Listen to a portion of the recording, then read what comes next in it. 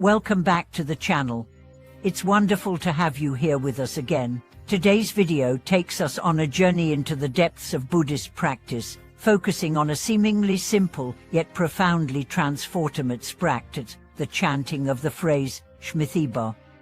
This phrase is one of the most well-known in Pure Land Buddhism, and today we are going to explore how this simple act, when practiced sincerely, can reveal a monk's true spiritual achievement. This isn't just a story of chanting, it's the story of transformation, of how one monk's journey from doubt and confusion to spiritual awakening was guided by the profound wisdom of a great master. This video is about understanding how a life committed to the practice of chanting can lead to genuine enlightenment, and how sometimes the most simple and humble practices can yield the most profound results. So, let's explore how the monks Chayan and Gayu discovered the power of Amitabha and what it means for us. A monk's struggle and the search for the path.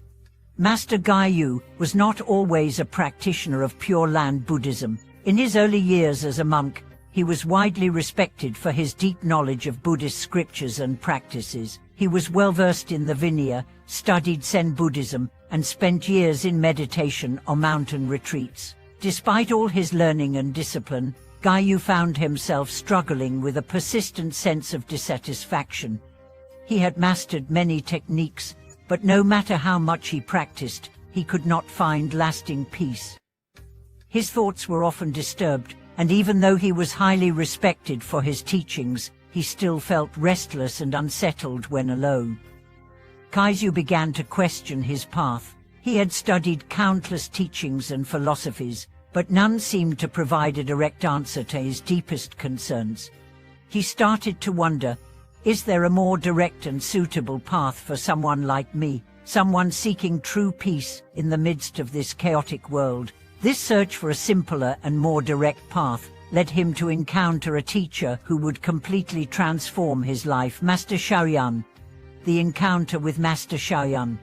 The encounter between Gayu and Chayan was simple and unassuming. Chayan was not a monk who sought fame or recognition. Unlike many monks who focused on intellectual debates or complex practices, Chayan was known for his humble and straightforward approach to Buddhism. Every day, he would chant the name of Amitabha, take care of the temple, and live a life of simplicity and devotion.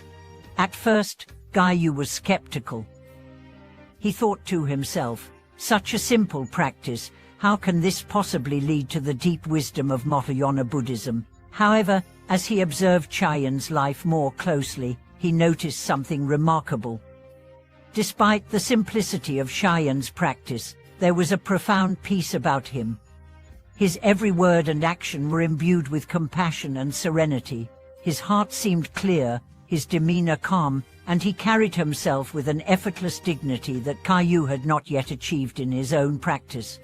Gayu became curious. Is true practice really about intellectual understanding and complex methods, or is it about sincerity, simplicity, and a heart free from distractions? He decided to approach Chayan for guidance. The simple yet profound instruction. Chayan did not give a long discourse on advanced Buddhist philosophy. Instead, he gave Gayu a simple instruction. Every day, chant the name of Amitabha 1,000 times, and continue this practice for 3 years. See what happens. Gayu was initially doubtful. He had always believed that deep spiritual practice required complex meditation or detailed scholarly study. But Chayan's words were simple, and he found himself moved by the teacher's sincerity and the purity of his example. Without hesitation, Gayu decided to follow the instruction. He set aside all other practices and focused solely on chanting Amitabha. In the beginning, it was difficult. Gayu found it hard to focus, and his mind wandered constantly. However, over time, he began to notice subtle shifts. His mind grew calmer and his heart lighter. Gradually, the clinging to fame, status, and the desire for recognition that had once troubled him began to dissipate. The chanting of Amitabha was not just a repetitive act, it became a profound method of self-purification. Kaiyu realized that Buddhism was not about knowing more or doing more, it was about seeing clearly. The simplicity of the practice allowed him to directly engage with his own mind and uncover the sources of his restlessness. By deeply engaging with the Buddha's name, he was able to witness the workings of his own thoughts and gradually remove the obstacles in his mind. The true meaning of chanting Amitabha. For Kaiyu, the real breakthrough came when he understood that the true meaning of chanting Amitabha was not in the number of times the name was repeated, but in the sincerity and focus with which it was recited. Each repetition of the Buddha's name was not just a superficial act, it was a profound engagement with the present moment. It was a way to train the mind to be free from distractions, to cultivate mindfulness, and to awaken the innate wisdom within. This shift in understanding allowed Kaiyu to experience a deeper peace. He began to see that the goal of Buddhist practice was not to escape from the world, but to transform one's perception of it. As he continued chanting, he started to realize that his attachment to worldly desires was the root of his suffering. By letting go of his attachment to status, recognition, and even the desire for spiritual attainment, she found a deeper connection with his true nature, the results of true practice. After 3 years of consistent chanting, Kai's transformation was complete. His physical body became lighter, his temperament more compassionate, and his presence more serene. He was no longer the restless, intellectual monk searching for a solution in complex teachings. He had become someone who was truly at peace with himself and the world around him. In his final days, Kaiyu passed away peacefully, his face calm and serene. He had never stopped chanting Amitabha, and as he sat in meditation, he entered into a peaceful state of nirvana, his body radiating a fragrant scent. Master Shaoyan, who had been a guiding presence in Kai's life, smiled as he said, "My disciple has gone to the West and Pure Land." This moment of passing marked the fulfillment of the very practice Kaiyu had undertaken, the sincere chanting of Amitabha, leading to ultimate peace and liberation. His story became an inspiration to many, showing that true spiritual practice does not lie in the complexity of teachings, but in the simplicity and sincerity of devotion. The lesson we can learn.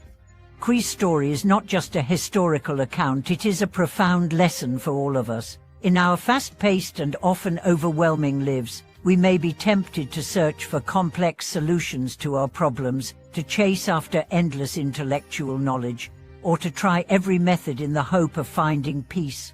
But sometimes, the simplest practices, done with sincerity and devotion, are the most effective. The power of chanting Amitabha is not in the external results it may bring, but in the internal transformation it facilitates. It teaches us to let go of distractions, to center our minds, and to focus on what is truly important, our connection with the divine, with compassion, and with our true self. Conclusion: the power of sincere practice. In conclusion, Kai's story teaches us that the path to spiritual awakening is not always through complex methods or endless intellectual pursuit. Sometimes, it is about returning to the basics, focusing on one simple practice, and committing ourselves wholeheartedly to it. Whether it is chanting Amitabha, meditating, or living a life of compassion and service, it is the sincerity of our practice that matters most. Thank you so much for watching this video.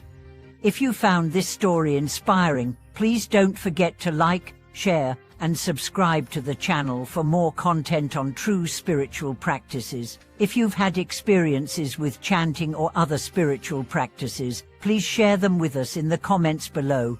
We'd love to hear your thoughts, and I'll see you in the next video.